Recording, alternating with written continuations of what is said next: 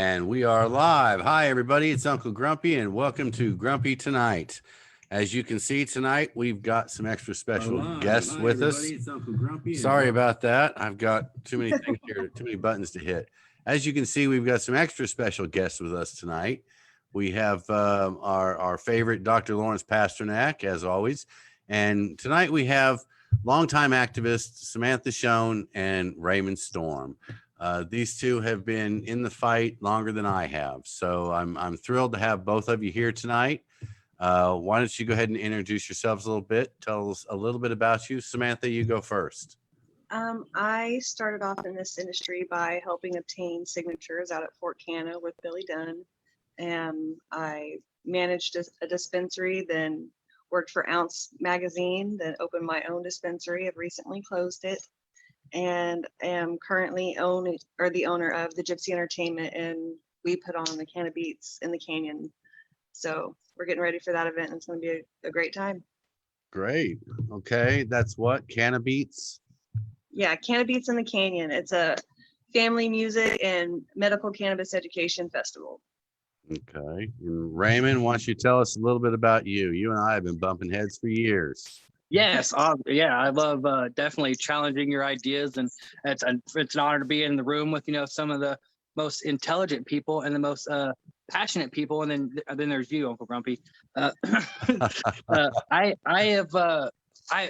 really enjoy having conversations with you guys. It's awesome, but I've been passionate about cannabis since like 2010. I think I worked on my first petition in 2014, 2016. Was the second one that I worked on. 2 failed ones, and then 788 came along. It was very exciting, but just super passionate about the cannabis plants in general, and yeah, just sharing, growing education, things like that. You know, one of the things I always enjoyed was, or still do, is the videos you make with just your phone. The videos running through the yard and the music playing in the background, or the one where you get your card in the mail. When you finally get your card, they're all just hilarious. So there was even one you made.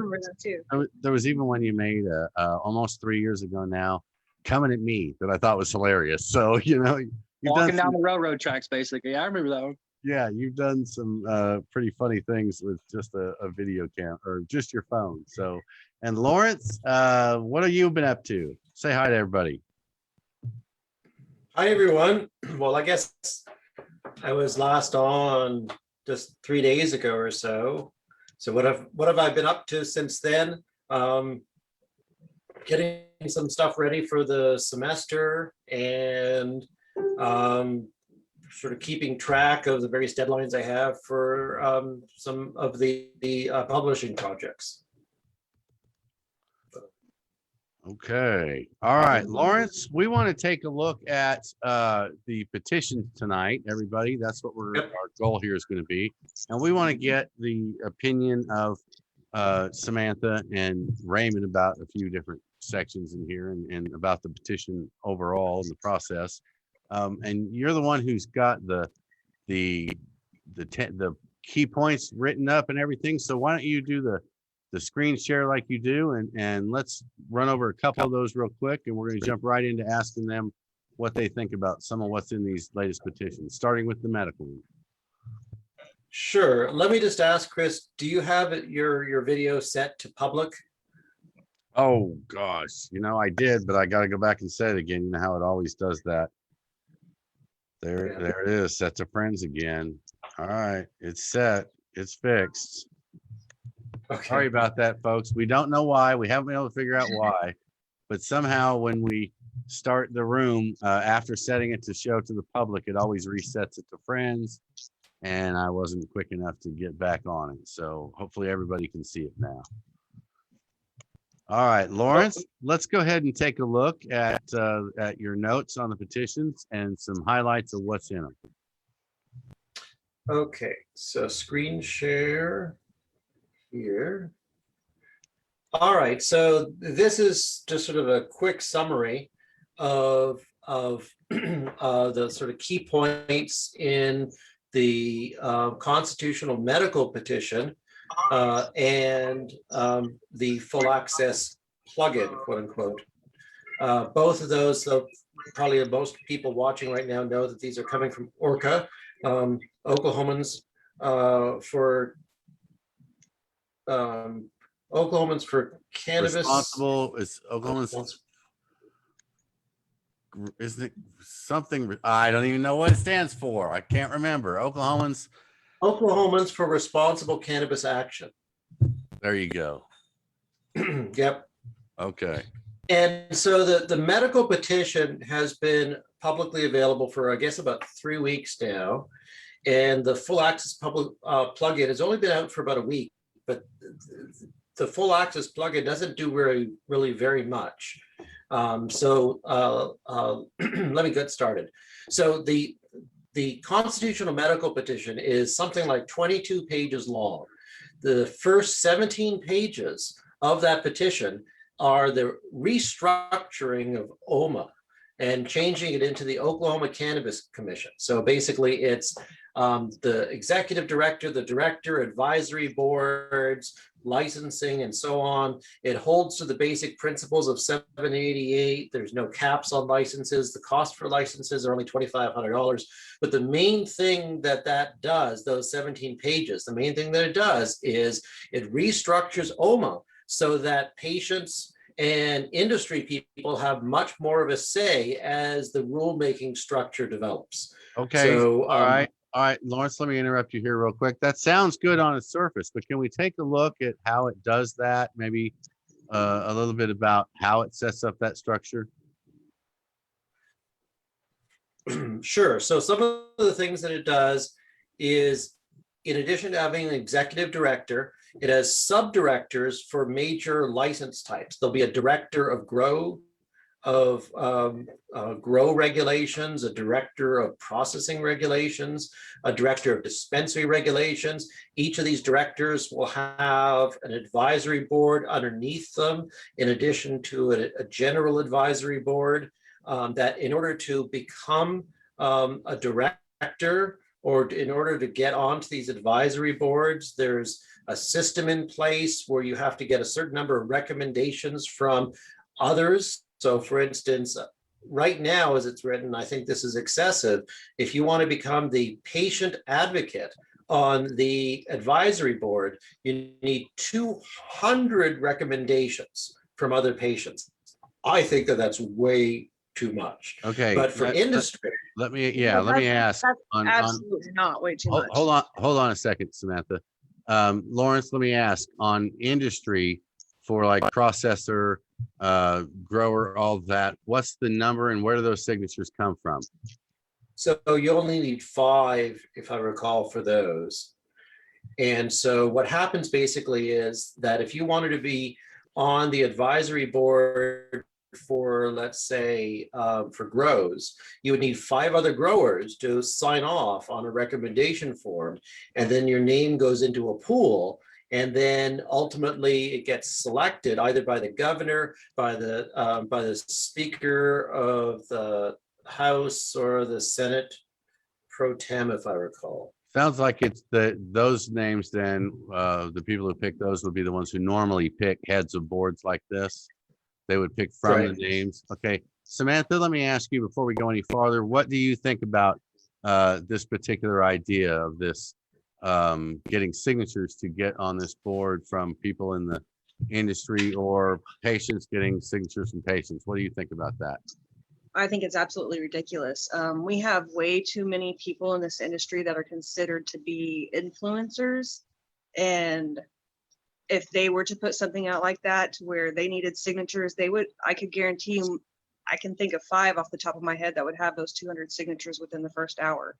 I don't feel like that's really something that we want to do. I think it'll turn into a popularity contest instead of people that are actually there to do something. It's just going to turn into a circus. Okay, and Raymond, what do you think about this idea of getting signatures in the industry like this to get on the board? I'd have to agree with Sam. Definitely, it's not enough. It seems like a sheriff's like vote type deal, or it's. But if they do it, yeah, vote for me. Okay, that's good. All right, Lawrence, go ahead. Yeah, let me just add to that. Here's my thought that let's say you're somebody with multiple sclerosis, or you're somebody with fibromyalgia, or somebody with lupus, somebody with a significant medical ailment, but you have a lot of knowledge about cannabis and you're really active in the cannabis community, at least online. Now, if you're asked to have to go around to gather 200 written signatures, where are you going to go to get 200 signatures? You're going to have to go to dispensaries. You're going to have to go to cannabis events. You know, you're going to have to Absolutely put in not. a lot of time to get those signatures. And they're No, not asking at somebody all. with major medical ailments to do Not at all. this. I Not at just all. don't think that's, I could make a Word document and create a post about it, and I would have people respond to me and tell me that they would sign it, and I would probably never have to leave my living room. Not at all. you're assuming that it's electronic as opposed to handwritten signatures. Yeah, we Could- don't know. There are We certain don't know rules how to this. handwriting or to collecting signatures. Do what? There are certain rules to collecting signatures. I don't know anything about electronic signature collecting. That's new. But for collecting signatures, you have to have somebody present, not the person involved, but there has to be somebody like overseeing the collection. I think what the point Lawrence is making is that if we were to do it in this way, as Samantha has indicated, certain people would have no trouble getting the signatures, however they had to be collected. Whereas Lawrence has pointed out, people we may actually really want on the committee who have the best information, who have the best experience from that standpoint that matters in that particular position, they may not be able to gather signatures in the same way. Therefore, they may never end up on the board. So Right. we all seem to have an issue with this particular way of the commission being formed. So I think we've established that. And my understanding is it's handwritten signatures that are required. Okay. Lawrence, And let's go ahead and so- move on to the next part. Okay, so one of the interesting things that this does, which I think is really, really creative and innovative, that again, it's one of those things that could help Oklahoma stand apart from other states, is that this new agency would be in charge of both marijuana and hemp. So federally legal hemp and state legal marijuana would be governed by the same agency. And there's so many upsides to that, because in terms of consumer protection, you can set rules that pertain to each that harmonize with one another. If you have a hemp crop that goes hot, so it's outside of what's acceptable at the federal level, maybe there's a very easy way to transition it into the marijuana marketplace. So one of the interesting things that they have done with these regulations that I think is a good idea is having both hemp and marijuana under the same office, as opposed to right now, we have OMA, which is in the health department, and then we have hemp, which is in the ag department. Okay. When you say hot, you're talking about the THC percentages going over? Yes. Okay. Yeah, this would give them a way. This would give them. We've all heard about people having problems with hot hemp testing too strong, and I've heard it there's so many variances in when and how they test it. This would just give it sounds reasonable that it would give a way for them to deal with that, where you wouldn't suddenly have to worry about the feds showing up at your door because your hemp tests hot, or the OBNDD because you don't have a license to sell or grow medical marijuana. So I could see some advantages to that. Oh yeah. Yeah, I like that. It could hopefully protect people, it could protect businesses and streamline the system. Of course, you know, they put both under the same regulatory structure, but they still have to write the regulations. But it allows for a kind of convenience in constructing those regulations. Coming from a gardener's no- perspective, it only makes sense to put them together too. Yeah. Hey, Samantha, what do you think about those? Samantha, what do you think about? Do you see any pros or cons off the top of your head to that, or is it not something you have much knowledge about? Me myself, I don't know much about the hemp industry, so I'm not really sure about that one. I know that the legislation that's currently in place for hemp is it's very strategically placed and worded, and it's great legislation. So I mean, as long as that stays in play while under this, I see no issue. I think that would be great. Well, hopefully we know some people in the hemp industry. Hopefully they'll give us an opinion about this at some point and tell us what they think about that. Lawrence, you want to go ahead and move on? Yeah, just a couple comments from people watching. Austin Jones asked, will they test hemp before it is cut? I think that's just, it's not specified in this language. So that would be just a matter of what's constructed at the statutory and the regulatory level. And Rita McCrae says, how about having an individual that works in the cannabis businesses in a dispensary or as a bud tender hold a seat on the board? I think that's certainly possible. Absolutely. Yeah, and I think it makes sense. And I think that the number of signatures required for dispensary representatives is just 5. So pretty easy for somebody in a dispensary owner or bud tender to get on that board.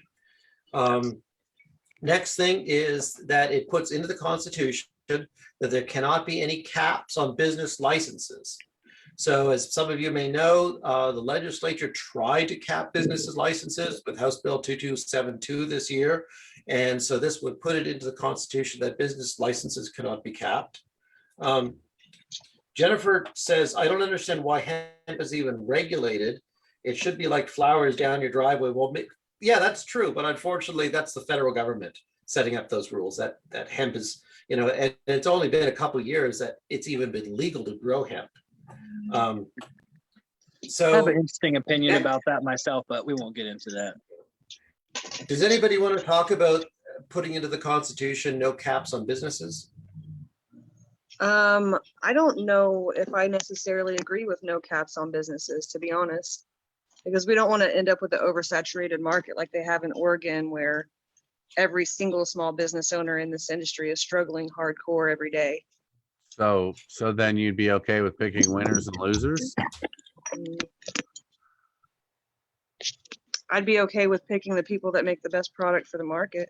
But then you're picking the winners and losers. That's not free market. We really need to. That's one of the few things I like about this is no caps on licenses. I know a lot of people that didn't want caps before it was passed, was thrilled about the way it went, and then went into business and were screaming about caps ever since then that have been in the business. And I think that's just, that's just sour grapes. That's not, that's a competition problem. I think that those that aren't in the industry still want a chance in the industry. And the second you put caps on it, you create a secondary license market and prices go through the roof and only the rich will ever get in. Go ahead, Lawrence. There's pros and cons. I think that's what it comes down to. There's pros and cons with caps. That the people who already have a license have less competition, so it's easier for them. But once you have caps, as Chris mentions, then a lot of nefarious things can go on with the secondary market and payoffs to be able to get one of those caps one of those licenses that then become highly restricted. So there are pros and cons. But anyhow, that's to look into that. I'll just say this: to look into that, do research for anybody out there that wants to look into that. Do research on liquor license and the secondary liquor license market, and you'll see some of the problems. But go ahead. I think the second part that he was touching on there was putting it in the Constitution. I think after having a conversation, with several people, that the Constitution, we have one of the largest constitutions. Is that right? Yeah. Yeah. So we should need to be. I think we could be a little bit more thoughtful in what we slap in there. True. But that sounds like something. One thing to think about. Hold on. The Constitution, in my opinion, I think is for. I've stated this before, is for affecting the individual and for protecting the liberty and freedom of the individual, even if it's to extend to the point of going into business. And to that degree, I think there should be some business stuff in there. And in this particular case, I think this might be one of those, because that guarantees everybody the opportunity to go into the industry without it being rigged right off the bat. If there's caps, that immediately it's going to be a problem immediately. And there's no way around that if you put caps on it. We should have the freedom and liberty to go into this business. And I think the Constitution is the perfect place for something like that, in my opinion. What do you guys think? Lawrence, what about you? If I think about what we're talking about here is the Constitution, one thing that I want to say is that the US Constitution we sort of view as a sacred document, right? It's a profound and historically important document that helps shape our modern world. That's not the way the Oklahoma Constitution is, though, right? State constitutions don't have that kind of deep sacredness. And the Oklahoma Constitution was written during the quote unquote progressive era with the idea that it became basically the people's law book. It became where the people could introduce laws that they didn't want the legislature to touch. And so I don't, even though both the US Constitution and the Oklahoma Constitution are called constitutions, their function is very different. So I like to think about the Oklahoma Constitution as the people's law book. If we say to our legislature, we don't trust you on this issue, we put it into the Constitution. And so I think that cannabis is obviously one of those issues, right? You know, Yeah, for basically 100 years, people have been oppressed by this government with regards to cannabis. I agree. I just want to, I do want to emphasize, I do agree with what Raymond said, though. We do need to be very careful about what and how much we're putting in there. So you want to go ahead and move on to the next part? Yep. Then instead of just MDs and DOs being able to recommend, any medical practitioner with prescriptive authority, that is any medical practitioner who's allowed to prescribe drugs, will be able to write recommendations. So that includes nurse practitioners and physician assistants. And so I think we probably are in agreement that that's a good thing. Yeah. Given the issues of access to doctors in rural areas in particular.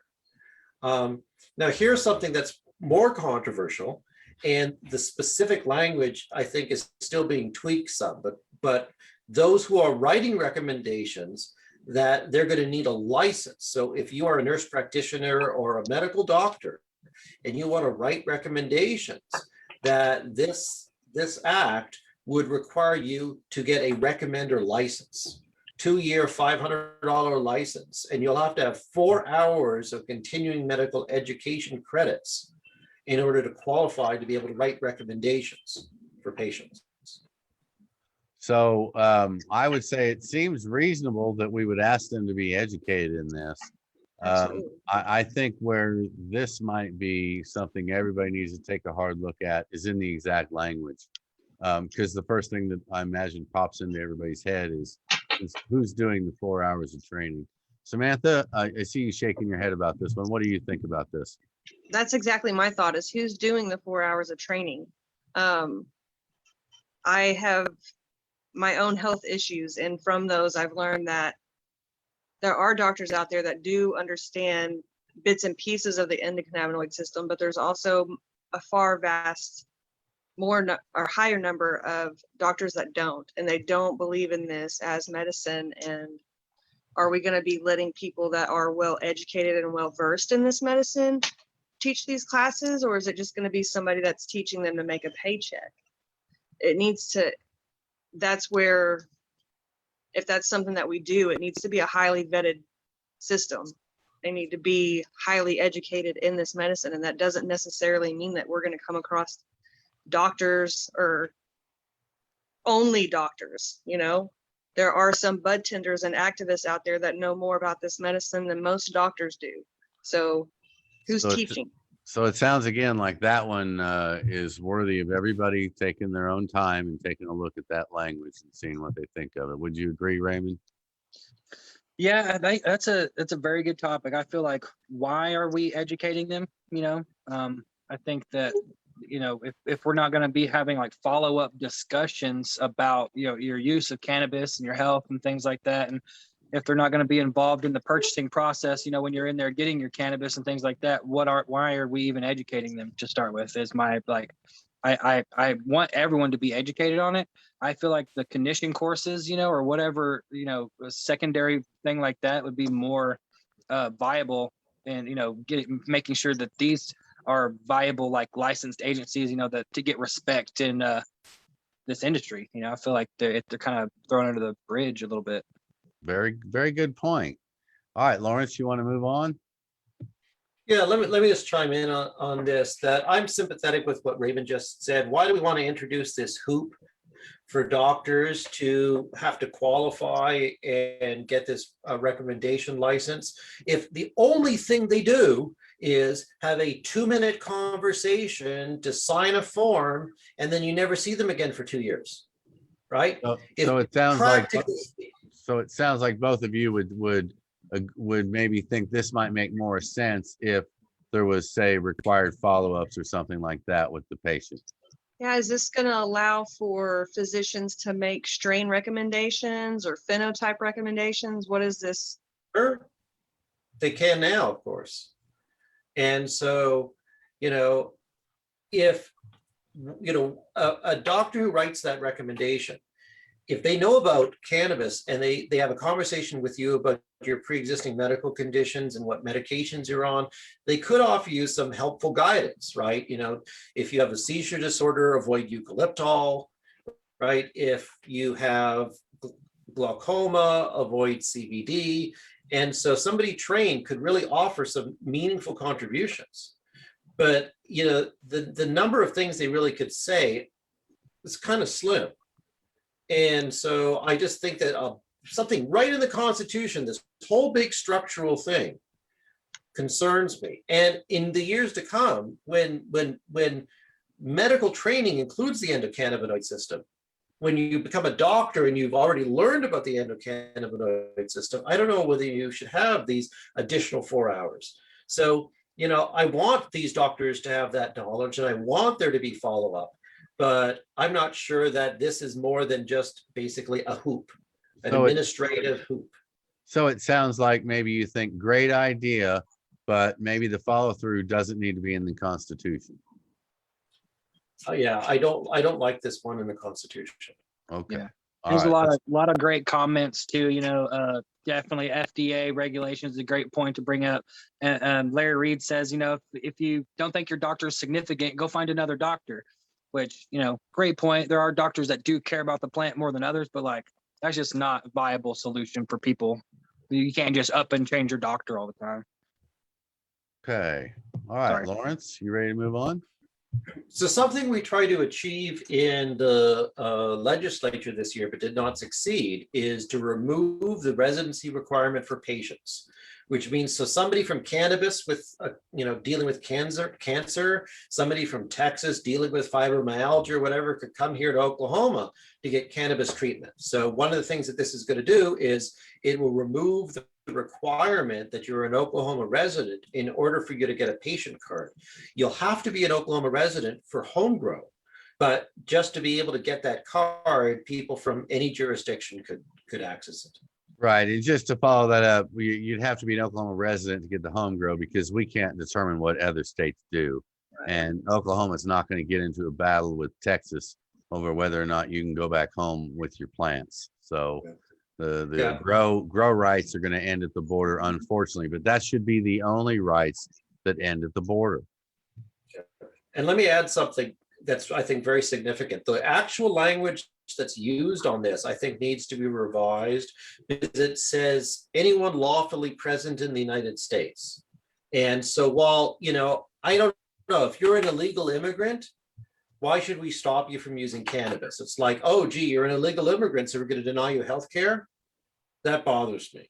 Yeah, we don't deny him. We don't deny him access to the emergency room. So why should we deny him access where they can go in and spend money?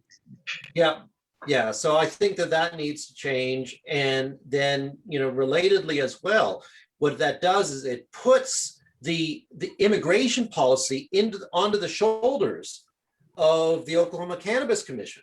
So when you apply for a patient card, that means you're going to have to prove that you're lawfully present in the United States.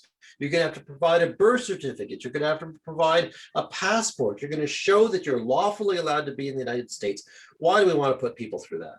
So one of the changes I'm hoping to see here is that it merely says any person regardless of residency, as opposed to saying any person who's lawfully present in the United States. I think the wording there needs to be changed. I would say all we're doing is giving them permission to be a customer anyway. So we shouldn't be stopping that. What do you think, Samantha? I see both sides. Okay, Raymond, What's what do the you other think side? about that? Non- Reading the comments. What's I that? go ahead, Sam. I was reading the comments. Go ahead. I'm sorry. Okay. Yeah. I have a personal experience with this, coming from Arkansas and this and that. But at work, where I work, the dispensary I work at, the phone calls and then people just coming in, like there are people, obviously from Colorado, California, and there's people with medical cards that are like, hey, I'm from another state, and they're looking for medicine. So it breaks my heart to have to tell them, no, you have to have an Oklahoma specific card, and to even get it, you have to be a resident. And it takes, there are people out, traveling to our state that need their medicine. So I think that's a great option. I like it. Yeah. Well, we've been trying. In fact, it was the original reason I moved to John Eccles District was to get him to run this bill. Unfortunately, it's never come to fruition.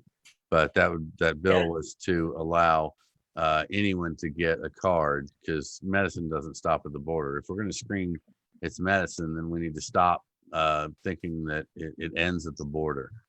And Yeah. not to mention, the reality is, if we didn't go to Colorado before 788 passed, 788 never would have passed. I mean, if every other state had such a closed mind about expanding access, we never would have got where we're at now. We really have to change our way of thinking about that. Lawrence, you were going to say something? And it also, the petition has full reciprocity with other medical states. So if you do come in with a card from another state, you'll be entitled to the same rights as an Oklahoma consumer, with the exception of homegrown. And I imagine to avoid fraud, it will have to be as it is in 788, where it's a state that has a verifiable system. Well, 788 doesn't have that exactly, but yeah, that will be set up in regulations, I assume, right? The regulations will set up how they confirm a card from another state. Okay. Yeah. All right, let's move on. Wait, I have a question. Yeah, go ahead, yes. Samantha. Will anything on that specific part of it include language on like passing over into legal states? Say we have a patient that's from Colorado but comes back and forth to Oklahoma often. Will they be able to legally pass over the state lines? Are we going to include any language like that? Because I know they just did in Missouri. Right, Lawrence, this would be that reciprocity thing you were talking about. Maybe would they be able to come here and use their card? They'd be legal here.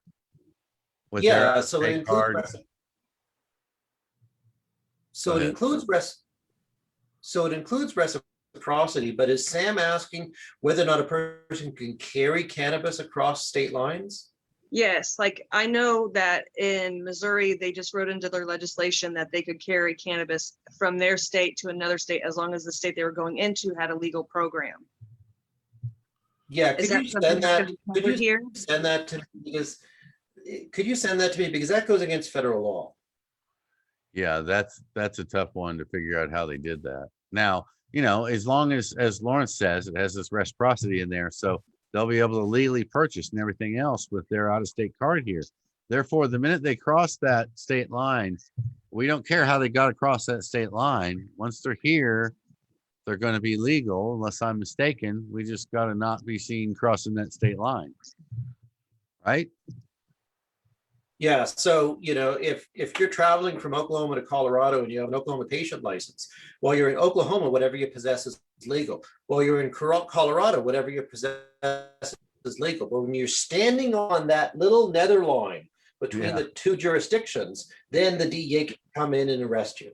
Yeah, so don't stand on the border. So, it's like, right, just make sure you're not standing right on the borderline and you're legal either way. All right, Lawrence, let's move on. Okay.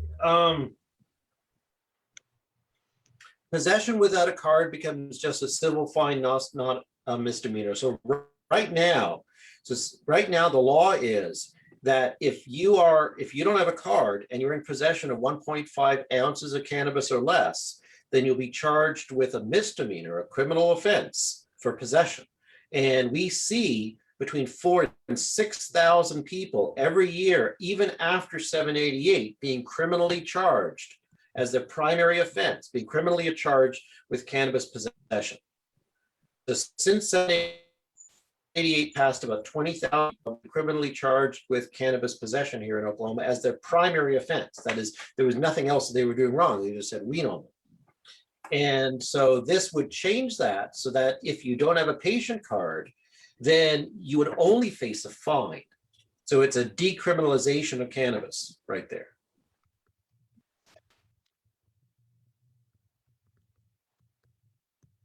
I live in a completely different world. Why do you say that? So Because that just doesn't even seem like reality to me. Like you get this little card and you don't have to ruin your life. Yeah, It's a little silly, isn't it? it kind of is. I mean, I understand it had good intentions at the beginning. We all agree with that. We helped sell it with the good intentions. But at this point, There's too much of a sway there. Oh, yeah. Yeah. A little card that anybody at all could get for $100 makes the difference between being a criminal and not being a criminal. and let's And keep if in you- mind that these numbers Lawrence has talked about people who have actually been arrested for simple possession being the worst crime, the 4,000 to 6,000 a year. That's not including the people who are being put back into prison for violating probation or parole by having a dirty test. That's happening all day, every day.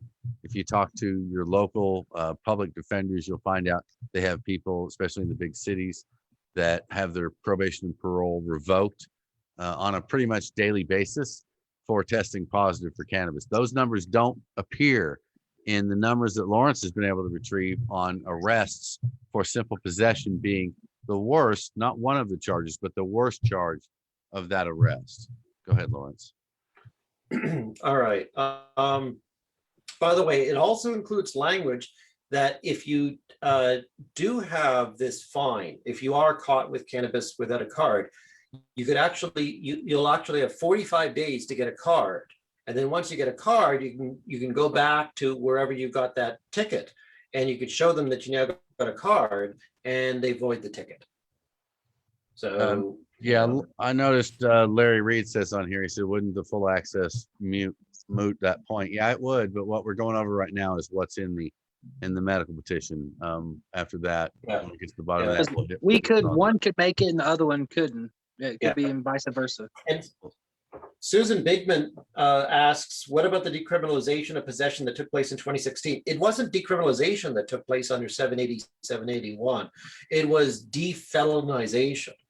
It turned possession from a felony with 2-year minimum jail sentences to a misdemeanor with a up to 1-year jail sentence. So it remained a crime. It remains a crime here in Oklahoma to possess cannabis without a patient card. okay, let's move on. Okay. So the next section, so basically all the bulk of the remaining issues have to do with your personal protections. What you're allowed to possess under this petition is the same basically as what we have now. It just adds suppositories, and I think it's otherwise exactly the same as what we're personally allowed to possess right now. Just you now could do suppositories too, which Wait, you couldn't do we weren't legally able to carry suppositories? yeah, and in fact, topicals too weren't technically We're not to legalized. find them. Well, weren't they Yeah. considered concentrates? That would be the argument that you'd have to give, that it's just a form of concentrate. Well, I know where I can hide them. Yeah, I know where you can hide them. All Somebody right, had to so say it. some of the things when people used to say, look, we shouldn't go to full access until we fix 788. So what are those fixes? Fixing the issues in terms of if you're a medical patient, you should be treated as a medical patient. You shouldn't be, denied employment. You shouldn't be DUIs and so on. So the next bulk of things that this petition does is it fixes those issues. For instance, THC metabolites can't be used to determine impairment or for employment screening in this petition. So right now, if they find a metabolite in you, which could be in you for 3 months after you've used cannabis, they could still use it to establish impairment in, some kind of criminal or civil proceedings. They can use it to deny you a job and so on. What this says is that the THC metabolite does not at all correlate with impairment, and it can't be used to determine impairment, and it can't be used to deny employment. So I think we're probably all in support of that. I'm curious. Yes. Like housing, Section 8 housing. I think they drug test for them. I think maybe sometimes for No, food stamps. no, they don't drug test for Section 8 housing. Okay. No, there's been Okay. many suggestions about doing that. All of them luckily have been shut down as they Thank should God. be. But That's they do remove you if they find out that you have a patient card. Right.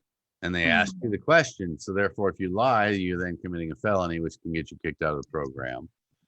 So it's a conundrum. And as we discussed before earlier in our briefing this afternoon, federal law doesn't require them to do that. So it's our own state doing that to people. Okay. Yeah. I Right. was And so- thinking of other things that required drug testing, and would those fall into that? And that's all addressed. It basically says the presence of a THC metabolites shall not be the basis for being denied anything. And it has this long list. Including you can't be charged for the DUI for THC metabolites. So currently it's illegal for people to drive if they've used cannabis in the last 3 months. It's illegal in the state of Oklahoma for you to be driving if you're a cannabis patient. This takes care of that.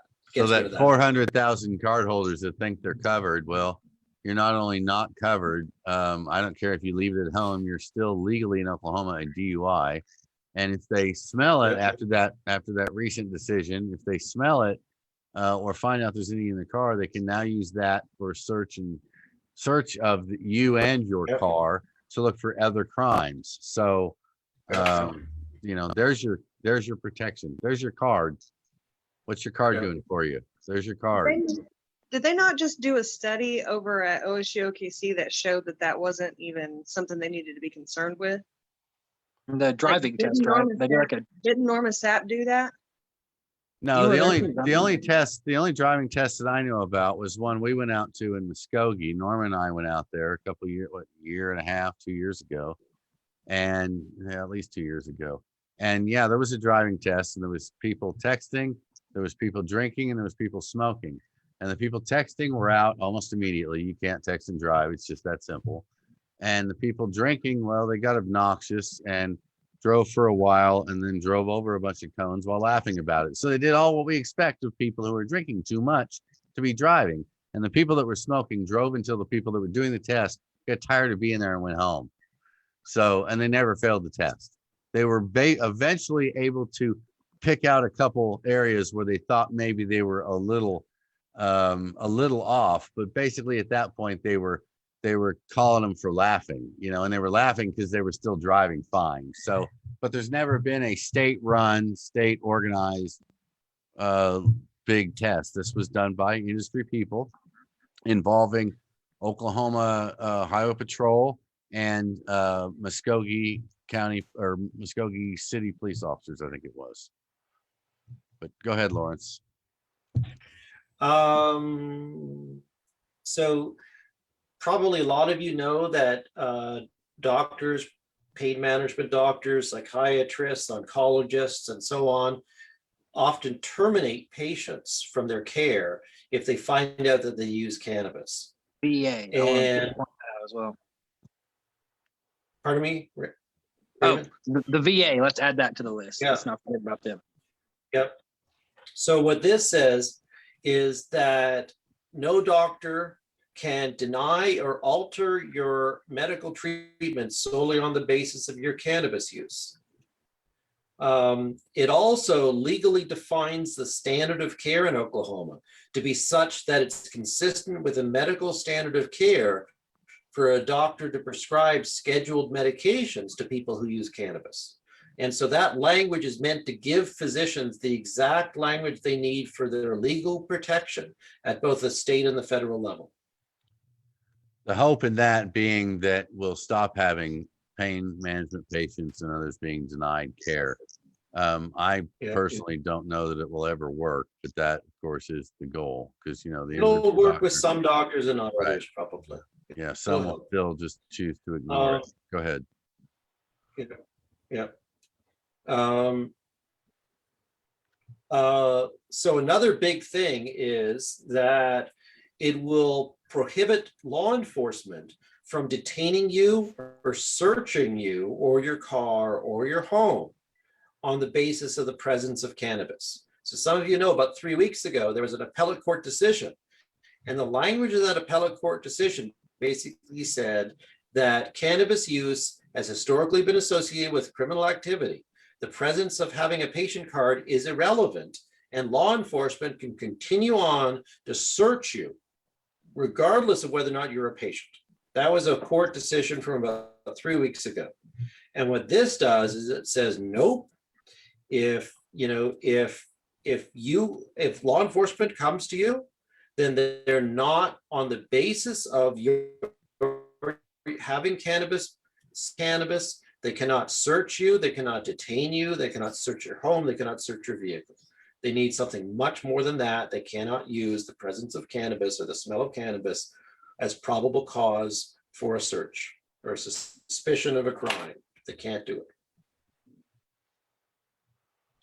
Move on. Yes. All right. Right now, lots of people are thrown back in jail for cannabis use. You're out on parole or probation, then in most places it becomes a violation of your parole or probation. This stops that. If you're on bail, if you're on parole, you're on probation, then use of cannabis does not interfere. You're legally allowed to use cannabis. It doesn't violate bail, doesn't violate parole, doesn't violate probation. Okay, and I see your last line there. Otherwise, it's the same as 788. Let me ask, in that, No qualifying condition. okay, but in that, in quantities you can possess, is it the same as 788? Yeah, it's exactly the same as what Okay. current law is, plus it adds suppositories. Okay, I want to throw a spin on that and throw it as a question to Samantha and Storm, starting with Samantha.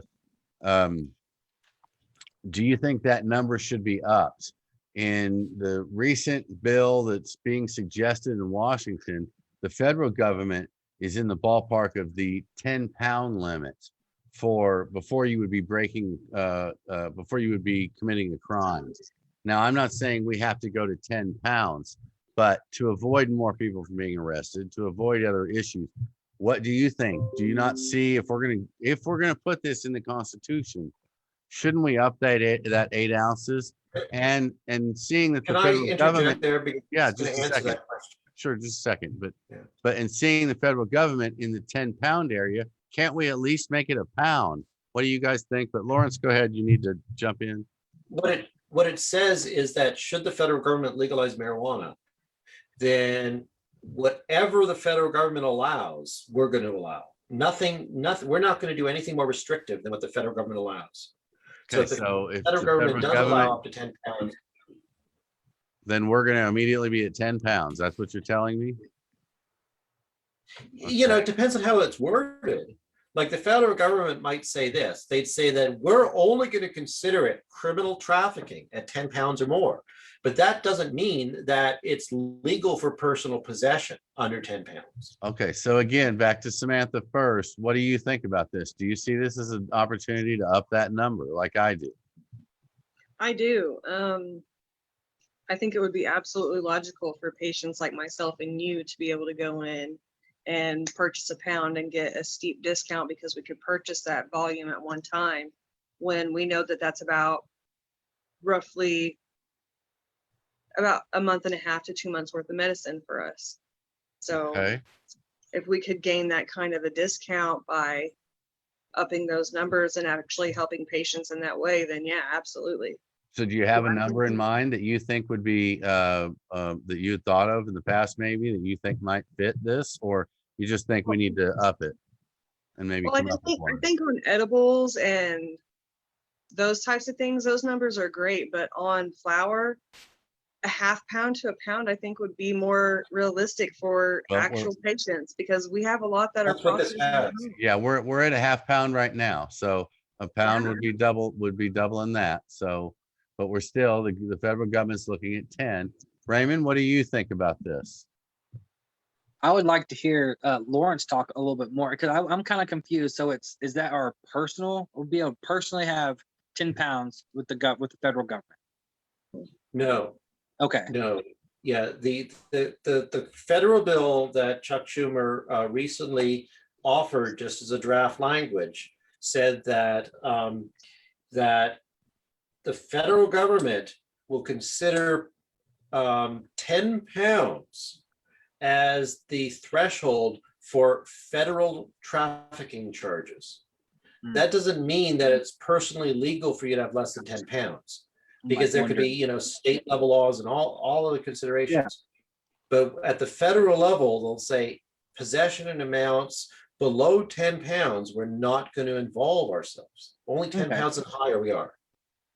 But we're asking like how much what's a good amount for someone to have by month, right?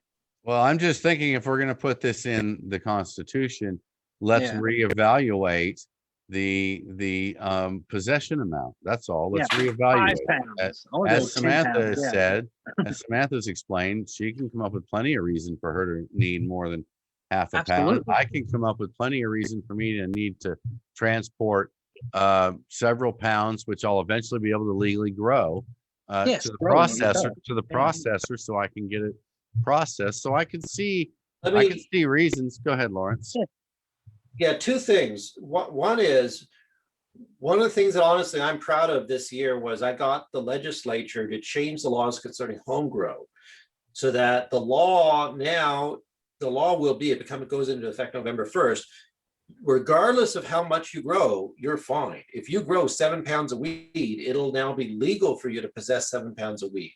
Right. Cool. So House Bill 2646 changes the home grow language so that it says 6 mature plants and the marijuana harvested therefrom. So whatever you harvest from your plants, you're perfectly legal from 2646. That's also what this constitutional amendment says. That's one thing. The next thing is, what it also says is that the legislature could up any of these amounts. So it doesn't tie us down in the Constitution to only 8 ounces. If we can get the legislature to allow 10 pounds, if federal law changes, then it becomes 10 pounds. These are minimums. Okay, but to that, I will just say this. The legislators did not pass 788. They did not want 788. They said no for years. The first cannabis bill was offered in 2004. Many have been offered since then. The people had to get grumpy. Government refusal united many people to say yes. We all had to get grumpy to get 788. There's absolutely no reason to think that they would ever raise the number on possession limits. And if we're going to put something in the Constitution, then I think that we need to seriously evaluate that number and at least double it. That's my opinion. Lawrence, let's we're coming close to an hour, so we're gonna probably go a little long, but not too long.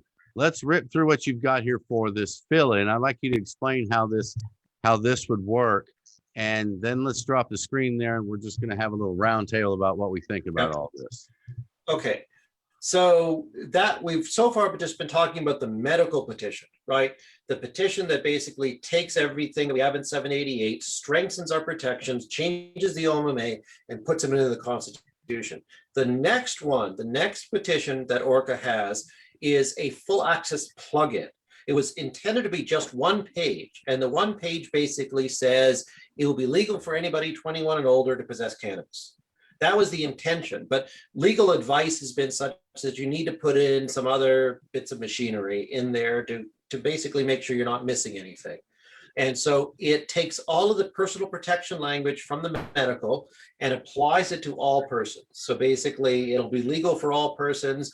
You'll be protected in the same way from DUIs, protected with regards to employment, protected with regards to medical care, and so on. Your use of cannabis will not in any way negatively impact you.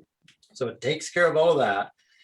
It also explicitly says nothing in this is going to remove or reduce or take away any right or privilege from the medical marijuana program. Let's see what I said, say this. So it allows all persons 21 or older to possess, grow, and share. So right now it's illegal to share cannabis, but this will legalize sharing and gifting. And now the taxes. And, I think that this is something that we still really have a lot of conversation about. If the full access passes, then the medical excise tax goes to 0. But they introduce a 15% excise tax for those who don't get cards. So basically, if you spend more than $500 a year on cannabis, just go ahead and get a card, you get a big tax saving. If you're only spending a little bit of money on cannabis every once in a while, you don't need the $100 card. You're just spending a little bit of money and your 15% taxes won't come to a lot. And the breaking point there is about $500. So anybody could still get a card, but if you don't want to get a card, your tax is 15%. And I think a lot of us still feel like that 15% is too high, but that's what they have. Let me just say one more thing, just to summarize it. It also very, very, very clearly says there's no separate licensing for businesses for full access. There's no separate fees for full access. If you are a marijuana dispensary and this passes, then you just start selling to full access. Nothing changes. No changes with growers, no changes with processors, no changes with any of the rules. It's simply just if this passes, then dispensaries could sell to people without a patient card. Okay, let's go ahead and shrink down the screen. Thank you for all your work and all those notes, Lawrence. I appreciate all the effort you put into this. I really do. Sure. All right, as you guys can see here, this is what I'm worried about here. Things like this. So I just thought I'd put them up there for a little show. All right, so Samantha, what do you think about this overall? Is there any? You mentioned some concerns earlier about the process of developing the board. Now, I assume that. I guess if just the full access passed and the medical didn't, then OMA wouldn't be reorganized. Is that right? Is that right, Lawrence? Lawrence? Let me just respond to somebody here. Kiana says out of state could get a temporary out of state card and it would be cheaper, or no. The language is written basically says that the discount only applies to individuals with an Oklahoma state medical marijuana card. So the 0% tax only applies to people who have an Oklahoma medical marijuana card. Sorry about that. What were you? Really? Wait, hold on. Really? So if you're a That's my patient recollection. so if you're a patient from a different state, you're going to pay the 15%. Yep. But then, of course, there's no residency get a patient card. So if you're going to be here long term, you get an Oklahoma patient card. Okay, Samantha, what do you think so far? Jump in here and tell me what you think. Anything sticking you in the craw there? You got a look on your face. Yeah, I don't feel like that was something that we addressed earlier. I feel like if they're going to be buying into the program, they should get that tax break as well. Right. Especially if it's going to have a free access program. Why would they buy a medical card if they could just come? There'd be no reason you're right. There'd be no reason to get a card if there's no difference in possession. There'd be no reason to get a card if you weren't going to get the tax break. That's for sure. Yes. So. Well, wait a second here. If you're coming in from Arkansas for the weekend, right, then you're going to pay the 15% in tax.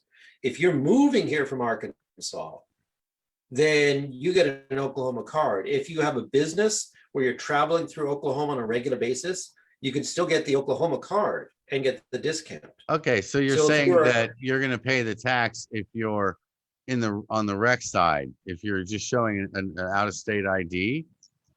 Okay. I believe that's what it says. I'm curious, is there going to be a difference between a Oklahoma resident card and an out-of-state Oklahoma card? And since we pay Oklahoma taxes, are they going to make out-of-state Oklahoma card holders pay? Anyway.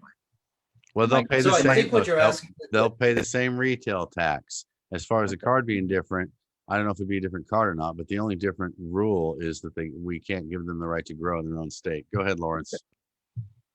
so yeah, so let's say you're coming in as a visitor from Utah, all right? You've come in as a visitor from Utah, you're going to be here for 6 months or something like that on a business contract. You're a regular cannabis user. And so you then request an Oklahoma card, even though you're not a resident in the state. And so you're eligible for an Oklahoma card under this new medical petition. And that means that you'll pay 0 in taxes. But if you don't have Oklahoma residency as otherwise construed, like a property that you live in, then you're not eligible for home grow.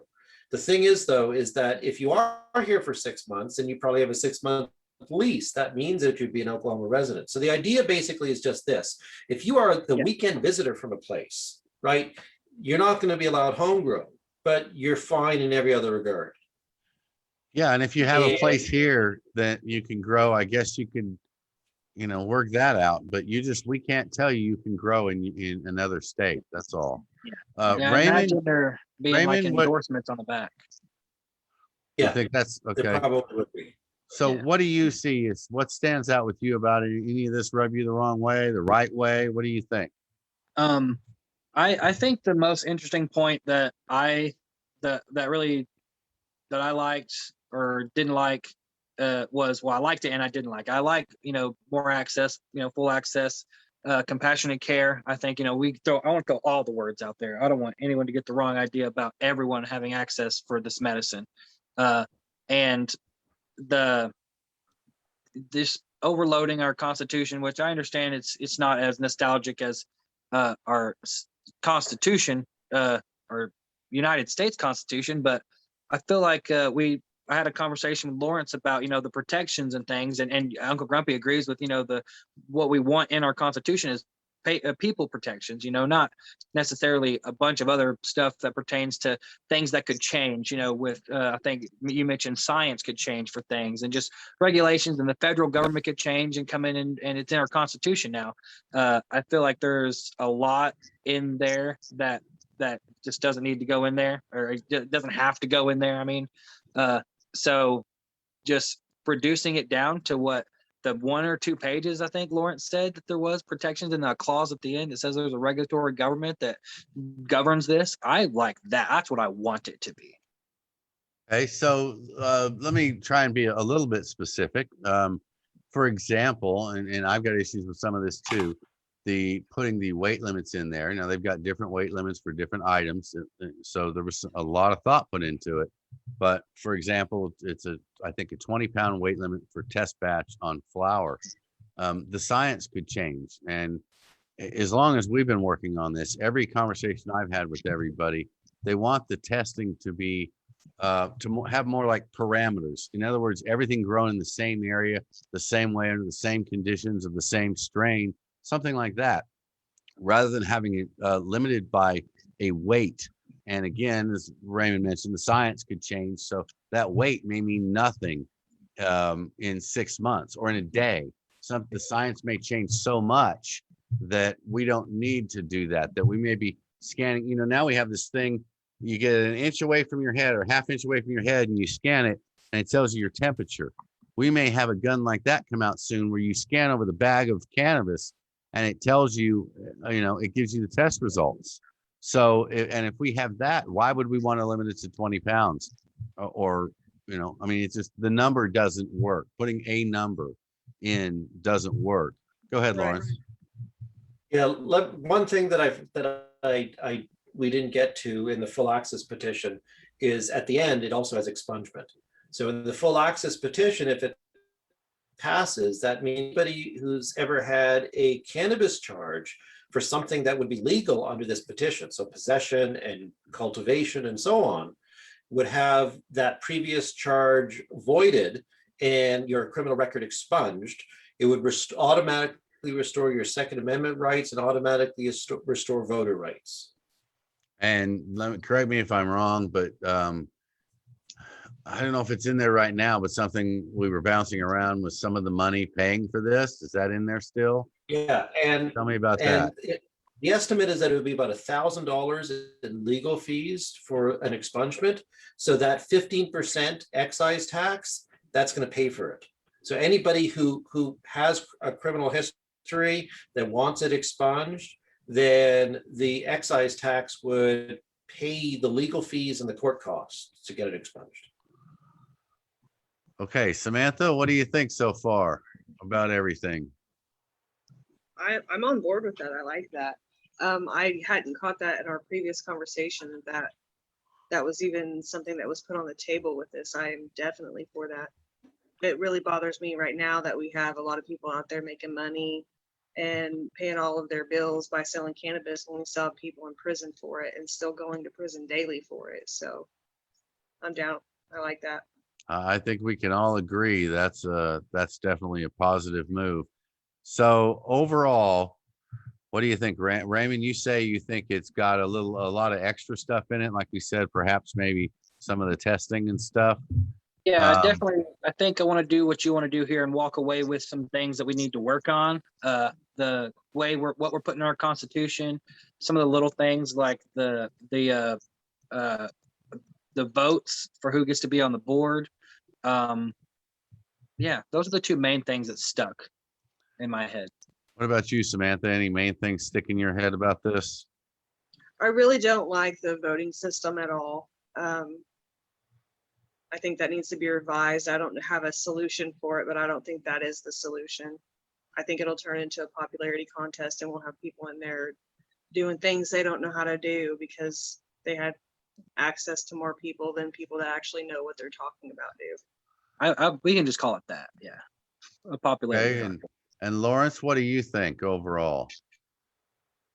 My attitude is that the Constitution should primarily be about affirmative things, right? We affirm your rights. We don't set limits on things. So when you're talking about restricting to, the batch sizes and that sort of thing, I don't want to see that in the Constitution. What I want to see is affirmations of our rights.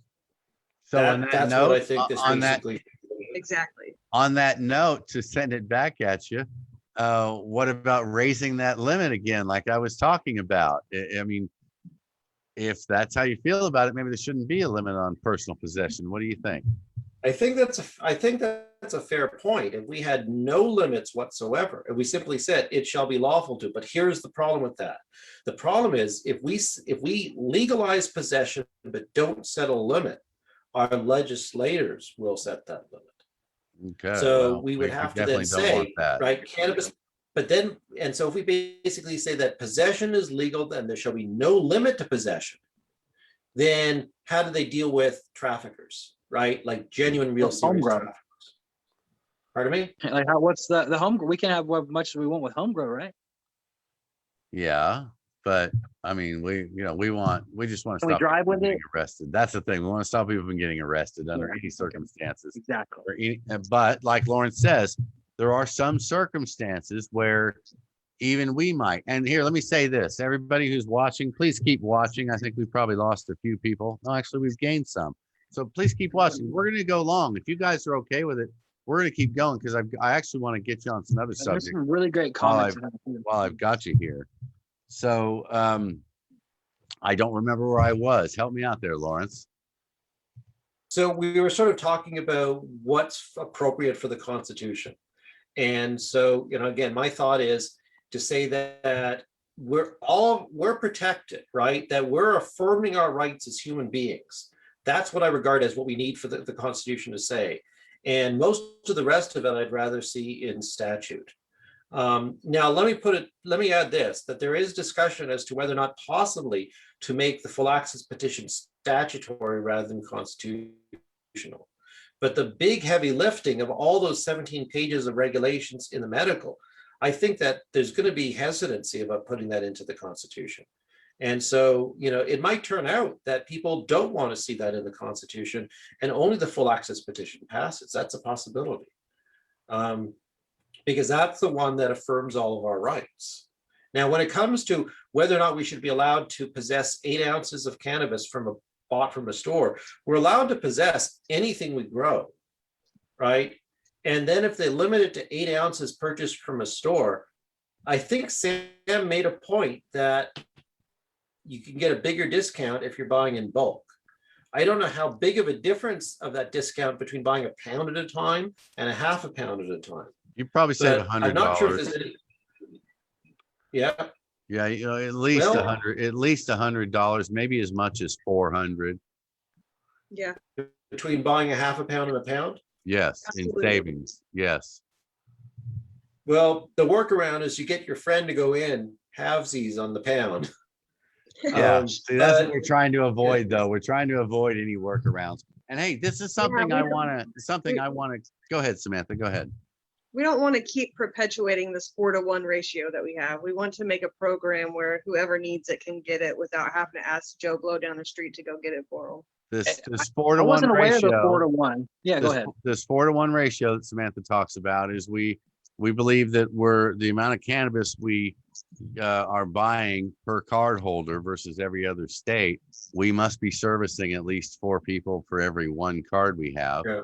And in my personal experiences, I've been to visit a lot of people and found that some of them haven't gotten off the street corner. So that is going on in large amounts. So, again, we just need those people to go into the store. But look, I want to take this a little bit of a side turn here. And it's another reason why I put up these guys here. I want to talk about the bigger war on drugs with you guys here.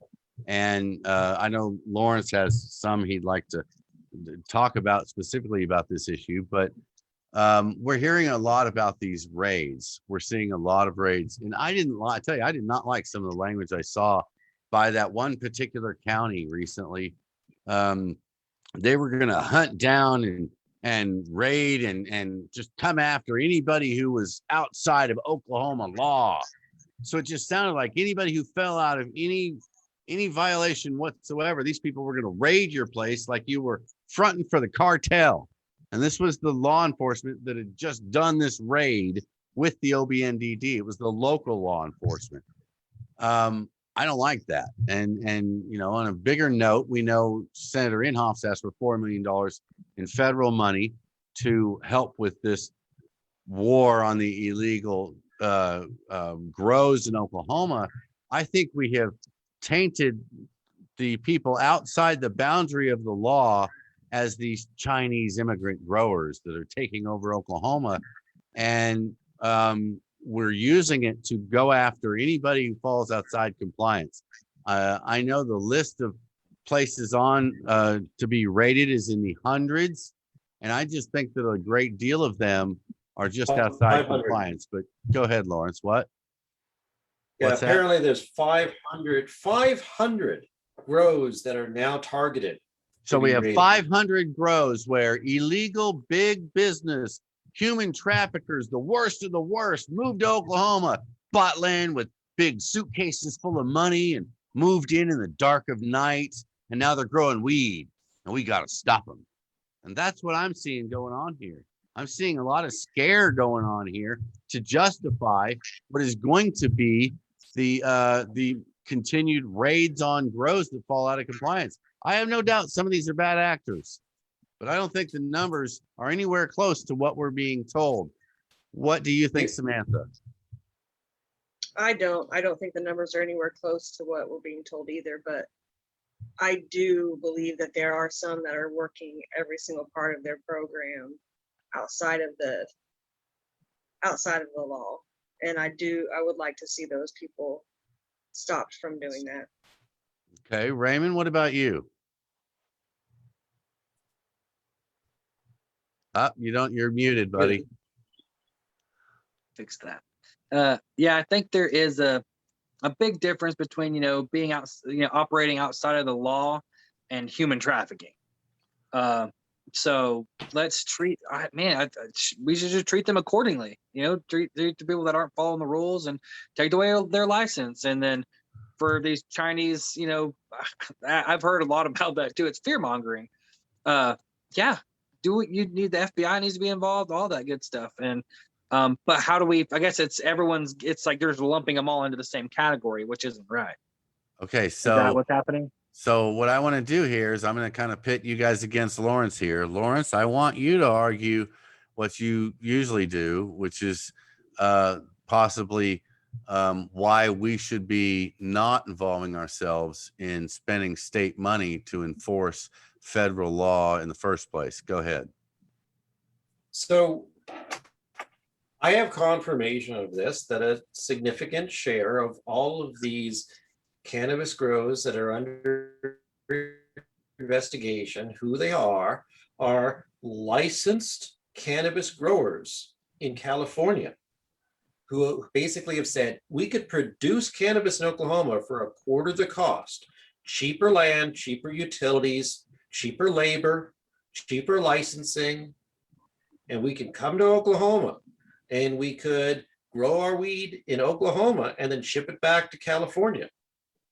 So they're legal in California, they're legal in Oklahoma, and then they just ship it across state lines. If this was alfalfa, we wouldn't be batting an eye. If this was corn, wheat, we wouldn't be batting an eye, because that's the way a free market works.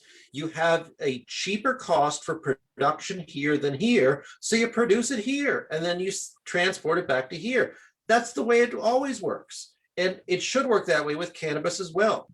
So in my opinion, we should basically say that if you guys follow all of our rules and then you ship it back to your state where it's legal, we're not going to stop you. And the thing is that when we look at the Cole Memo, right, when the Department of Justice says we're not going to interfere with state level cannabis activity, that was because state level businesses basically became so common that they didn't have the resources to stop them anymore. So why don't we do the same thing with interstate commerce? Why don't we just let interstate commerce happen and then tell the Department of Justice, you need a new Cole Memo? Samantha, what do you think? I agree. You want to elaborate on that a little bit?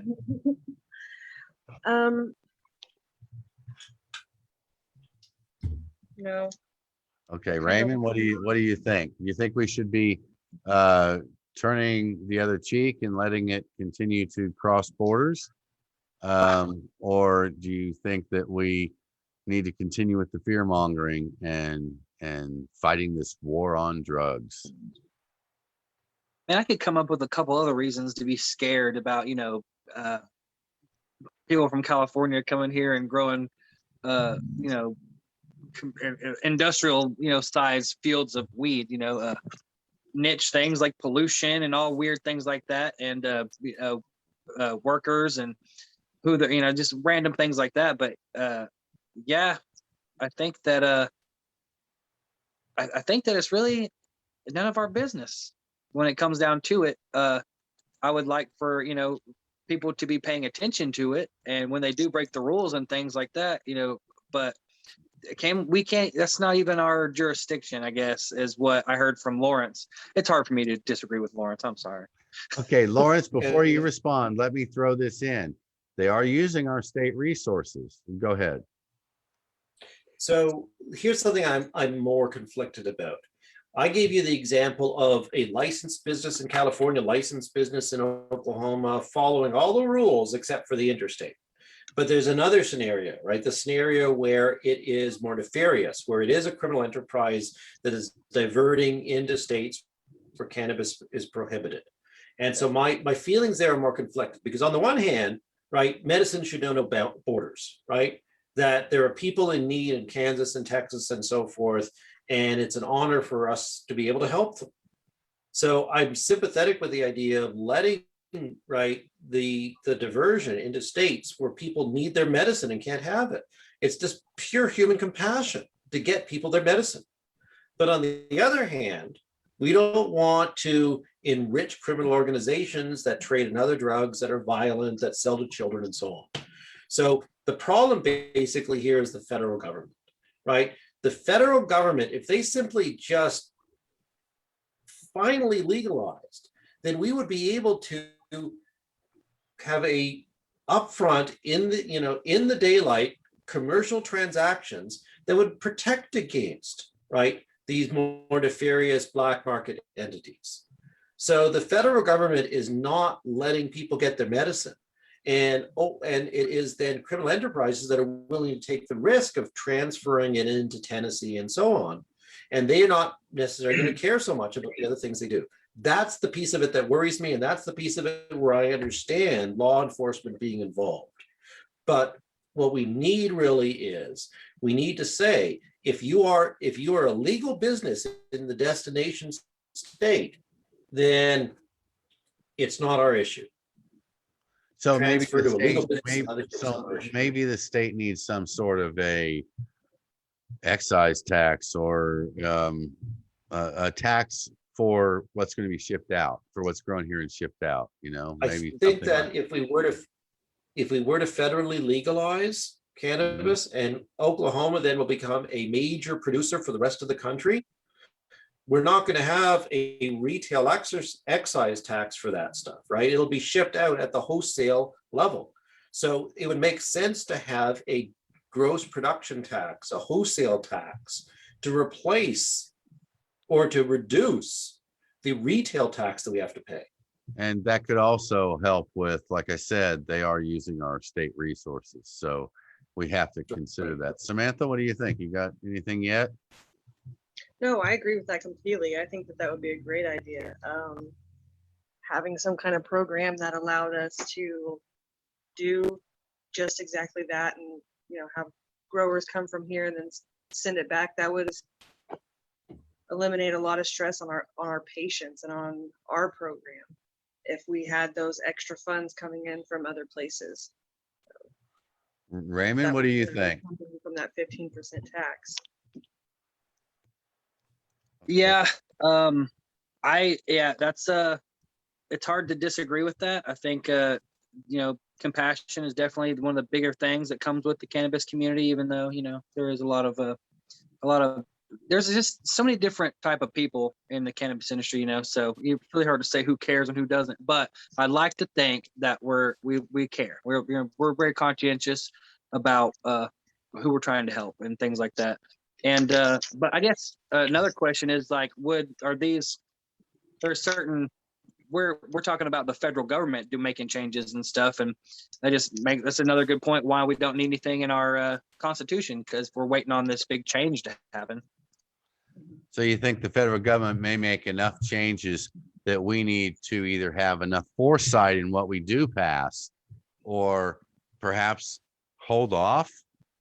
The first thing you said, we just need to have foresight, because Okay. I think we need to. I don't want to hold off anymore. Yeah, Right. we need to do something now. Okay. There's people who need help now, like Lawrence says. Even if we have to, turn a blind eye to people shipping it out, let's do it. Okay, so let me ask you guys another question, and this is something I kind of bounced around in my head that Lawrence had mentioned to me, and that is timing about all these raids. In conversations I've had with Lawrence, like the rest of us, I've learned a lot. And one of the things I've learned is what these tracking systems, why they were originally started. So it kind of gives the DEA and the federal government a way to stay out of what you're doing. They say, you guys get these tracking systems going, and we won't come in and do this, and you make sure you keep it all in state. Lawrence, of course, can describe it a little bit better, but there is a current lawsuit and a freeze on the current metric program, and all these raids are happening, and the timing just seems like perhaps if the federal government uses it like Lawrence says, then perhaps the fact that we haven't got metric off the ground is why Jim Inhofe is requesting $4 million from the federal government, which no matter what they say, we know is going to come with strings. So Lawrence, go ahead. Yeah, let me just restate that. So the idea is this: Metric exists because the DEA was prohibited from engaging in in-state interdiction. So the Cole memo, and before that, the Ogden memo, and the Rohrabacher-Farr Amendment, in all their various ways, basically says the DEA has to leave alone state level cannabis programs. They're not allowed to stop them. Well, they don't want them, and they don't want there to be interstate commerce. So basically, before Colorado went full access, there was a need to find a way to stop the weed in Colorado from leaving their state. And along comes Metric to provide that solution. So states that have robust programs, our medical program produces more cannabis than some state recreational programs. And so a state that has this kind of volume, the federal government needs there to be a mechanism in place to prevent diversion. And that's what Metric was going to be doing. The DEA can't stop diversion, right, in the state. They're not allowed to use their dollars for it unless they could directly prove the weed is going out of state. So they couldn't really set themselves up here to interdict, and they would rely upon Metric instead. And so the OMMA did nothing, right? Did nothing about inspections, did nothing to enforce rules for years, because they were basically waiting on a contract to be bid and started that would do that work for them. And then right before Metric goes online, there's a lawsuit that halts Metric. And how much longer after that did we start seeing those raids? So what I wonder is whether or not there's pressure coming from the federal government saying, look, if you guys can't get Metric going, then enough is enough. You guys got to clamp down on all this diversion. That's the speculation. So Samantha, what do you think about that? You think that perhaps the hold on Metric and the fact that we haven't been able to get a seed to sale program up and going could have something to do with the federal government, or with Senator Inhofe now asking for federal money? And do you see any problems with that? Do you see it coming without strings, or what do you think about that federal money? I definitely think it's going to come with strings. I can see where a seed to sell program is absolutely necessary. I think the way that they tried to force it on businesses in Oklahoma was anything but a good idea. They don't have the same constraints and costs and things that they try to put on us here that they do in other states. The same Metric program. Growers, processors, and dispensaries don't pay the tag fees and that stuff, and they tried to force that on us here. That was a big issue with it. So They don't pay them in other states? from my understanding, it's not 50 cents a tag, not like how they were trying to do it here. Okay, we might have to look into that. Raymond, what do you think about it? I'm afraid I don't know enough about Metric and things like that to really make a comment on that. Okay. Well, I think the federal government getting involved is we're never going to understand what their real intentions are. And if the money hasn't been granted yet, if the money is granted, and Lawrence, I'd like you to address whether or not you think they can even get it.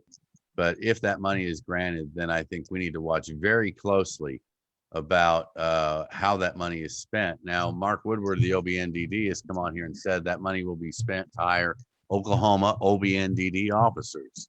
So if they're just giving us money, great. But when has the federal government ever just given money? So again, we can't trust them. And $4 million when this program's turning $1 billion in a year, and we got to get $4 million from the federal government to do enforcement. That, and Mark explained why they asked for the money. They'll take the money from anywhere.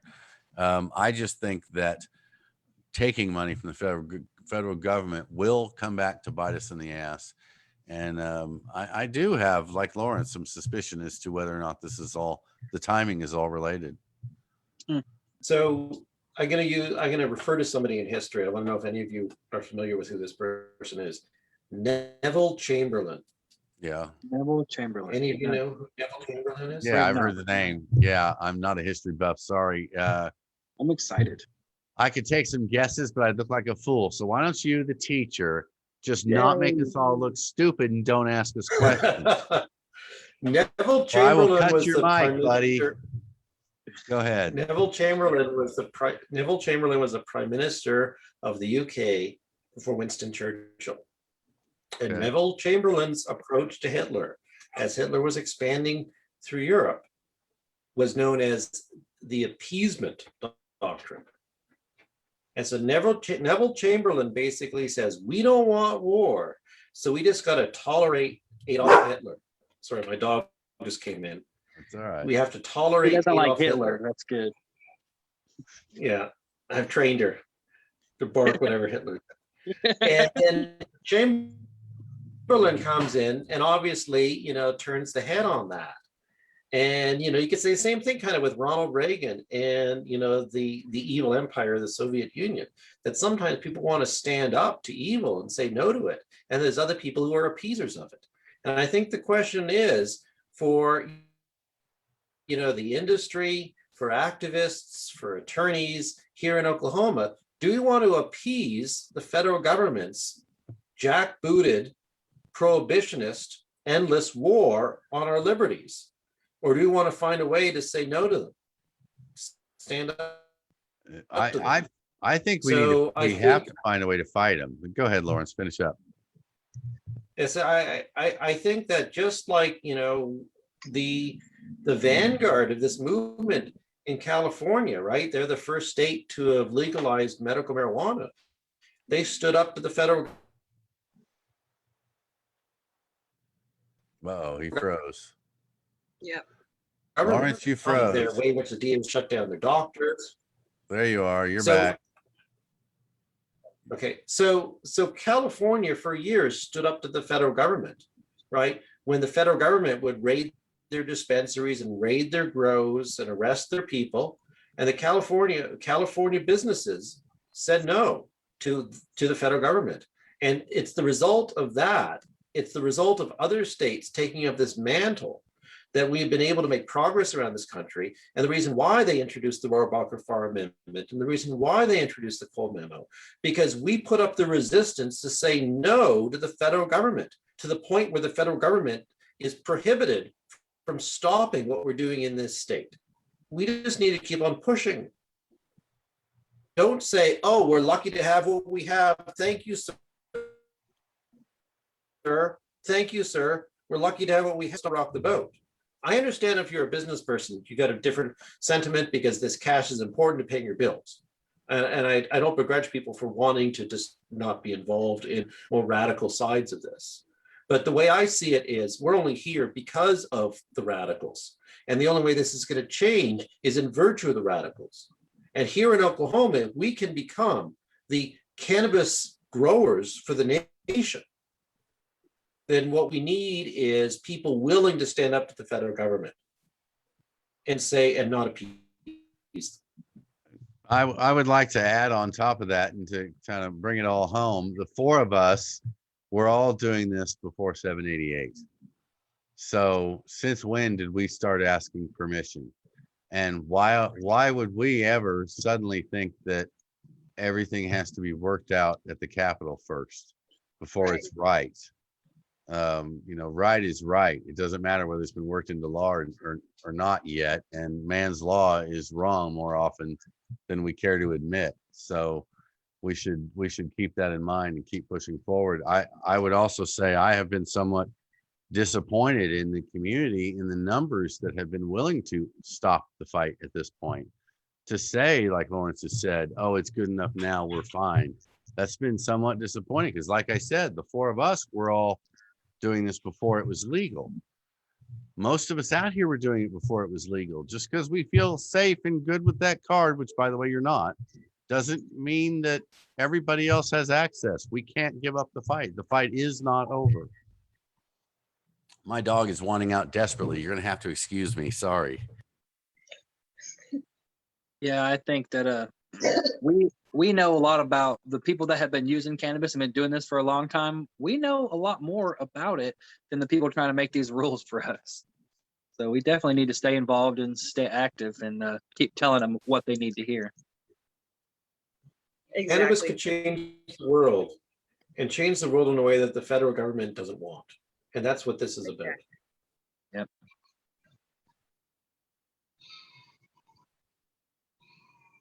Oh, I was muted. I said, Lawrence, say that again. I didn't hear you. I was talking over you, but I guess I wasn't because I was muted. So they all heard you just fine.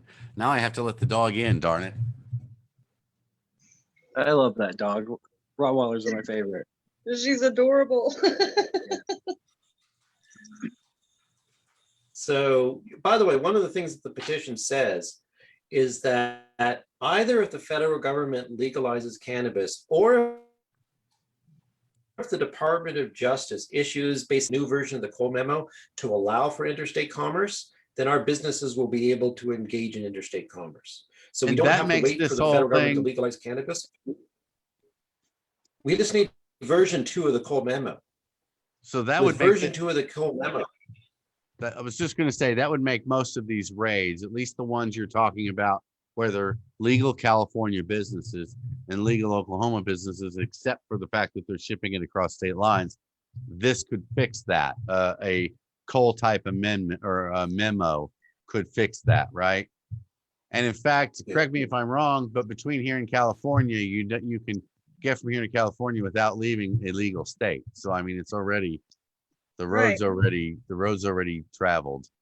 And see, So that's okay. kind of what I was touching on back when we were talking about that specific part of it on this bill. Is are we going to write it in to where we can travel from state to state? I realize, Lawrence, that is a federally illegal, but I also know that it's been written into Missouri law that they can do that. So is that something that we would consider writing into this law? Is that something? Is that protected by the Cole memo? Even if we wrote it into the law, we couldn't stop the federal government from arresting you for trafficking. Sam, you got to show me the Right. statute that you have in mind. I don't know. I'll send it to you. I will send it to you. That's a hard Okay. hypothetical. Well, we have been going for quite a while, an hour and 40 Hour and minutes 40 so far. minutes. What's that? I was saying hour and 40 minutes. I didn't mean to talk over you. Sorry. Yeah, we've been going for quite a while. It's going good too. I could do this all night. Oh, And there was we've got another comment that I meant that was about the going over state lines and stuff. Oh man, my screen is broken. Kina, Kianna. She mentions about going over the borders. Is it are we testing? Is all this product being tested? Because people have expressed that they don't care if it goes over the border. We just don't want to be shipping poison across the border. Well, I would imagine if they're going to sell it legally in their state, they're going to have it tested in their state. So Okay. it's going to have to pass their state's testing Okay. to be sold in their dispensaries. If that's the case, if it's legal Okay. and legal and everything. I found that interesting. A little bit of a side note, but yeah. Well, I think we should stop worrying about cannabis that crosses the state line. In fact, I think we should encourage it. I think if it wasn't for going to Colorado and to California and things like that, most of us wouldn't know anything about cannabis. I spent a month out in California on a cannabis farm. That's how I learned more in that 30 days than I had known for the 30 years prior where I had used cannabis. So it really enlightened me to a lot, not only to the medicine factor, but to growing it and just everything about it. It's been quite interesting. And, like I was telling Lawrence earlier, going to a lot of the people in our state have this closed-minded view, like we shouldn't expand, or we shouldn't worry, or we should worry about it crossing the borders, and we should put all these people out of business that are doing it illegally. I think not enough people in Oklahoma that are currently walking around with a card have spent any time in any other states, or enough time in any other states where it's legal, to see how things are. I mean, we really have such a closed view here, in my opinion, of the whole program. The first freak out everybody has on any subject is, well, I don't want anything to change. Well, things have to change. We have to move forward. Things need to change. This fear of progress is a problem. And I think if we got a better view of other states and how they are doing things, we might see things we're doing, they're not where they need progress. And we might start to understand that we need progress as well. What do you think there, Raymond? I see you shaking your head. Give me some feedback here. Progress. Yeah, no, I really enjoy that. I think that, man, it's really great sitting in here with you guys. Definitely one of the more passionate people going to California and learning all that, what you learned there, and Lawrence here being the educator that he is. Yeah, that's kind of what my passion is expanding. My favorite thing is people that don't like it. I love changing their opinion on things like that. And usually all you have to do is tell them the facts. And it just, yeah, I think that the progress is what we need. And some people think change is bad, but yeah, change is also good. Think of a butterfly. Samantha, what do you think? Are you ready to come out? Is Oklahoma ready to come out of its cocoon and flap our wings and show the country how to do full access, or what do you think? I absolutely think so, 100%. Yeah. I would like to see us have a compassionate care program. I would like to see our elderly patients be able to walk in and try topicals or whatever they need for that day and not have to buy into a program for a medicine that they're unsure of. We have so many patients that we miss out on. I am so sick and tired of the 4-to-1 ratio. So let's fix that. That sounds good. Lawrence, what do you think about that? You think the state's ready? I don't know if the state is ready. I hope so, because I think that there's a big gap between the perspectives of people in the Facebook cannabis community and Oklahoma in general. I think that full access will actually be a pretty good sell to Oklahoma in general, especially if it's done as a statutory. A constitutional amendment for medical, I don't know whether or not the state at large would want that in the Constitution, but I think that the state at large sees what we have as just a pay-for-play recreational program. So just call it what it is and let everybody purchase cannabis. I think that it's offensive that you have to get government permission in order to get a card to be able to exercise your natural rights. You don't have to do it anymore with a gun. We have constitutional carry. We should have constitutional cannabis. Constitutional access. Yep. That's what we need. And or like some people say, it needs to be tomatoes. I hear that a lot. It needs to be tomatoes. I think they just want to have like a tomato fight with cannabis. I don't know. Yes. I don't know. All right. Well, this has been great, guys. I've really enjoyed this. And I think one thing we all need to keep in mind, and I want everybody who's watching to keep in mind, is that these petitions are going to be filed soon. I think this medical petition that we've talked about most of the first hour, it could be filed as soon as 1 to 2 weeks from now. And I've not seen a lot of discussion on Facebook about it. We've done a few shows talking about it a little bit. I know Chip Paul's also done a show or two, I think, talking about it. And again, we're going to have him again on Thursday. We're going to do a Thursday and a Sunday, every Thursday and Sunday for the foreseeable future. It'll be 8 o'clock on Thursday, 6 o'clock on Sundays like today. And I think we should continue to do this. I think you guys should come back. I think we should invite some other people, if some people watching that want to come in here and do this exact same thing for however long it takes to talk about whatever you feel like talking about, then, reach out and let's make that happen. We need some serious participation from the community in this petition. The worst thing that could happen, in my opinion, would be for the people that are moving this petition to think that the community is okay with everything exactly as it is and having it move forward and being filed and getting ready and being printed, and then everybody freaking out because they don't like 17 pages of regulations in the Constitution or something else. Yep. And I'll tell you up front, I don't like that. So there may be a lot that feel that way. We will see. So what's going to require to change that, if you don't want that to happen, is your involvement. from everybody. So I, again, beg everybody, read the petitions, watch the show. We'll do it twice a week. Come on the show. Let's talk about it. Come with ideas, not just what's wrong with it. We've got a few people that spend a great deal of time sending Lawrence and I messages about what we're doing wrong. And I usually try and ask them to please explain what we need to do right, but that's not what they want to talk about. So, you know, try and come with good ideas. I'll tell you, like the legislators tell me, you can bring me problems, you can bring me solutions. Come on the show, tell the community what you think the solutions are, so we can all get on board with your ideas. They could be great ideas. We just need to hear them. Samantha, you want to say anything else before we say bye? Lawrence, we'll get to you in just a second. No, I'm happy to be here with you guys. I enjoyed the conversation. I'm willing to come back and have it anytime you'd like. Great. Lawrence, go ahead. While it's still on the tip of your tongue, we'll get to Raymond in a second. I was just going to say, I just put the link up to orca.com, orcaok.com on the comment section here. Go to orcaok.com, look at the petition language, and send Orca your feedback. There's a whole structure there for entering in feedback on these petitions.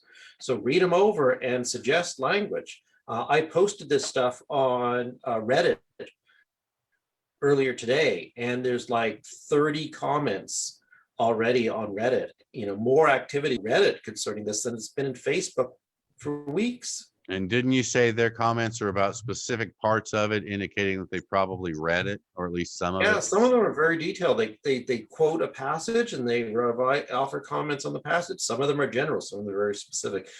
So far, I'd say about 2/3 in favor, 1/3 against. And the comments are very productive, many of them at least. Raymond, what about you? How do you want to wrap us up here? I want to do a little shout out, if I may. You may.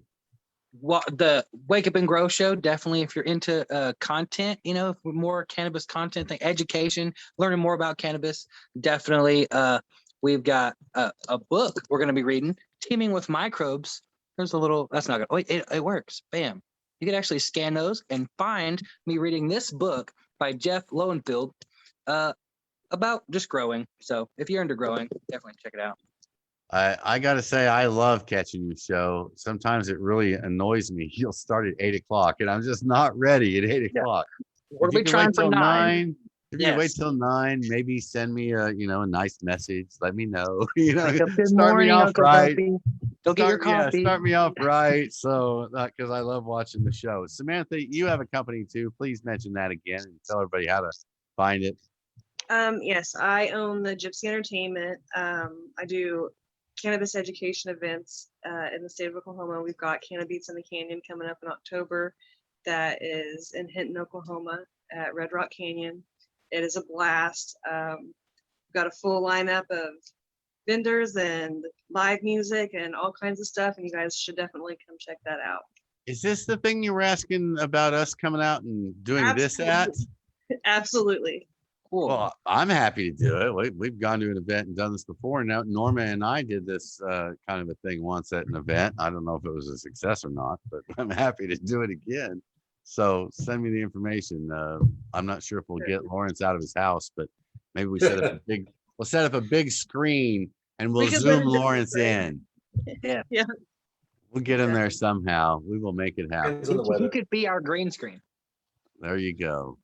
All right, guys. Well, I think I'm going to wrap it up. Does anybody have anything else? It's always a pleasure to talk with you, Lawrence and Chris, mostly Lawrence. But yes, always a pleasure. Okay. You guys stay right there. I'm not done with you yet, but we're going to say bye to everybody else. All right, folks.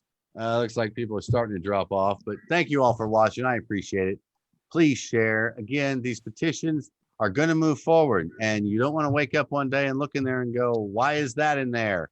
When you could have had a say in whether or not that was in there. So you have a say. Your voice matters. Yeah. And also keep in mind, because again, I know we have a few haters. Lawrence and I are not the ones behind all of this. We've had some input, as have dozens of other people. So, as Lawrence said, send your suggestions to Orca. If you want to send them to us, that's great. We're just going to send it. We're going to pass them on to Orca. So just remember that. Please get involved. And as Raymond likes to say, and I have my own catch line, I have to say at the end. I can say mine first. You say Yeah. yours first, then you guys stay there, but I'm going to say bye to everybody else, and you guys sit right where you're at. Go ahead, But Raymond. don't forget, everyone, it's our planet. So plant it. Stay grumpy. I'll see you on the road.